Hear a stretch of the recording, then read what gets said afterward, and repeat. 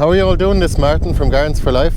I just want to give you guys a quick update for the seed and plant swap this weekend here in Roscommon County in Ireland. We're going to have a seed swap, and I just want to let you know that I'm delighted to tell you that we have some new sponsors. We have futureforests.ie from Bantry in County Cork, and they're giving us a voucher for the raffle, so that's really exciting. So take a look at their website when you get a chance. We also have Joe Nocton Auctioneer sponsoring us very generously here in the local area, so that's really nice. Thank you, Joe. We got some nice prizes from Klaus Leitenberg as well with green vegetable seeds, so take a look at their website too and support them because they're supporting us. Thanks a million. Gardens for Life is going to be bringing at least 50 plants and nearly 1,000 seed packets that we're actually just preparing. We're still trying to prepare as many as we can. Mainly vegetable seeds, some collected, some saved from our own gardens. Also some flower seeds, for example, some medicinals and insectaries and perennials as well.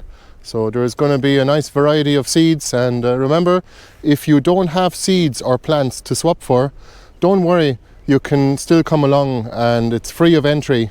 You can just make a little donation by buying some raffle tickets and possibly win some prizes, and that can be your contribution, and we'd highly appreciate it.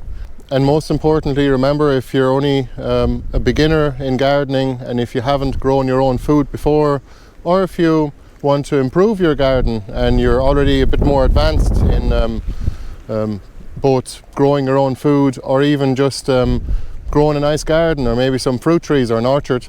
So I'm just out here in the garden at the moment harvesting a few bits and pieces to bring for on the weekend, mainly Jerusalem artichokes. I'm actually going to bring a bunch of them and just share them with people because we have such a surplus of them. It's just unbelievable. There's more tubers than compost in our garden beds. And for all of you that can't be at the seed swap because maybe you're too far away or you just can't make it that day, there is still some Jerusalem artichokes available on our website as well, so take a look at it there. So just a few little tips for the seed swap itself. It's on in Colleen Hall near Knockcrockery in County Roscommon here in Ireland.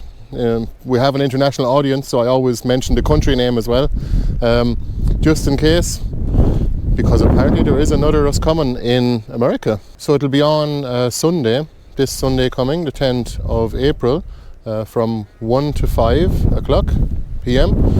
and just when you're coming in, just bring your own pen in your pocket and maybe a few little bags or a few envelopes that you can collect seeds in, just in case, because some people might be bringing in big packets of seeds that can be shared among a number of people, so that'll be handy. And if you are bringing in seeds as well or plants, please label those beforehand. Label them at home and bring them in later. That'll be really handy because we probably won't have the time to be labeling things too much on the day, so we'll try and get done what we can in advance, especially because it'll free up more time for us all to talk about what kind of gardening projects we're all doing at the moment. And you're very welcome to contribute to the talk by just asking questions if you want to. I'm going to give a little talk on no-dig gardening, of course, and perennial gardening, like forest gardening as well. And I might actually show you a few little quick propagation techniques just on the go while we're at it. I'll bring in a few cuttings as well, probably a few red currants and that kind of thing, maybe a few black currants. Some of them are already leafing out, so you can see here the garden is already in full swing. These are actually Isle of Wight garlic, and these are Egyptian walking onions. And the Portuguese kale is flowering yellow. This is a different variety of Portuguese kale. We have another one over here that's actually flowering white. Look at the shallots. That's what shallots look like when you plant them about a few weeks later. And look at the might of the red Russian kale, and it's going to seed again for the third year in a row. Beautiful. We're going to get a ton of seeds from it. We'll probably be sharing those at the next seed swap afterwards, probably in late summer. But I think we'll have another one by that time anyway. So yeah, I need to do a bit of cleaning up here. You can see it gets a little bit weedy here, but a few bits and pieces growing here. This is actually a great mullein from last year and another one. I've got to show you real quick some of these Jerusalem artichokes. Take a look at them. I just harvested them from this area here, just maybe less than 1 square meter, and of course that was actually the west facing or southwest facing portion of the garden bed, so they do grow a little bit better on that side.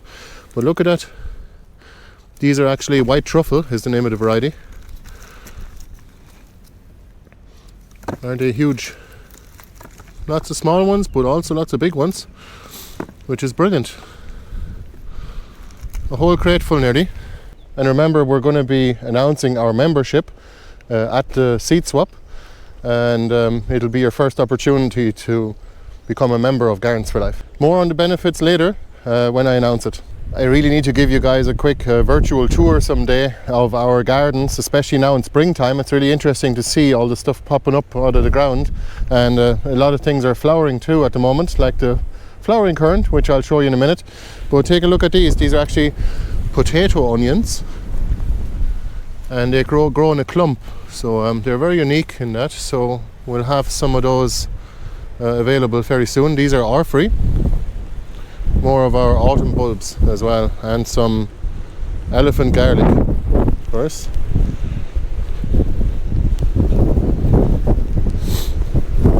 Yeah, I think there's a storm brewing. It's getting a bit too windy here, and it's kind of starting to rain, so I'm going to wrap it up fairly soon now.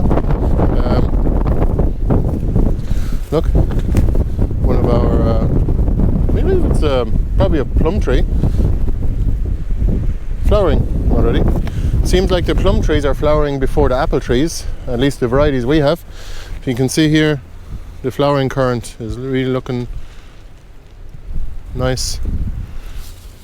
And it takes no effort to maintain it all, and in fact you could cut it back and actually use the wood as cuttings any time of year almost, and they'll just grow. Even these oriental giant poppies have been here for 3 years now. This is their 3rd or 4th season, I believe, and they are growing strong every year. They're producing more and more flowers as well. And this area here has been leveled with the help of our neighbour, thanks Brendan, and we're going to rake it out and make paths now to make garden beds just like these ones. It's all looking a little bit messy now this time of year, of course. It still needs to be cut back a little bit, but since we have mostly perennials, the beds are already full this time of year. You can see here, that's a white currant.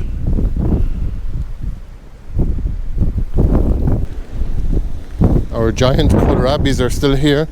We might use them one day. I don't think they will have gone woody too much. And the front garden is looking good too.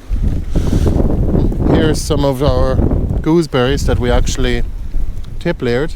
You can see they're getting a little bit weedy there. I must tidy that up a little bit. This is the only one we didn't actually bother tip layering. All that means is you're putting it in the ground and you're putting a bit of compost on top of it, and maybe a little rock or something. It's just to hold it down, and then this will grow into a new plant and it'll root down here, and you can cut it off after one growing season. So this one we just kept just to see how much fruit it'll actually bear. Now these ones here will be producing extra plants. You can also do gooseberries by cuttings, but it's a little bit more tricky. You can see the front garden here.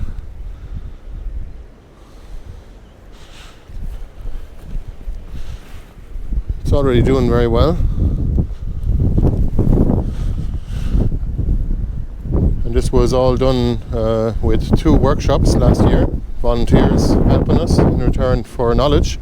And yeah, it's going to be really exciting to show more of you guys our gardens and all of our little projects, especially for our walk and talks, which we're going to start up fairly soon now. Probably a couple of weeks from now we're going to start the first walk and talk.